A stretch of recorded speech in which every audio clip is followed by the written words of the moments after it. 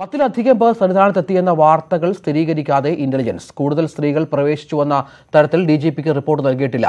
3 സ്ത്രീകൾ സന്നിധാനത്തെത്തിയെന്നതിന് മാത്രമാണ് സ്ഥിരീകരണമുള്ളതെന്നും ഇന്റലിജൻസ് വ്യക്തമാക്കുന്നു. വി വിനോദ് ചേരുന്നു. വിനോദ്, നേരത്തെ 10-ലധികം സ്ത്രീകൾ എത്തിയെന്ന രീതിയിൽ ചില വാർത്തകൾ വന്നിരുന്നു. ഇതിന് സ്ഥിരീകരണമില്ലേ പോലീസിന്റെ ഭാഗത്തു നിന്ന്? രഞ്ജിത്ത്, കൂടുതൽ സ്ത്രീകൾ യുവതികൾ സന്നിധാനത്ത് എത്തിയതായി ഇപ്പോൾ ഒരു സ്ഥിരീകരണമില്ലെന്നാണ് ഇന്റലിജൻസ് വ്യക്തമാക്കുന്നത്.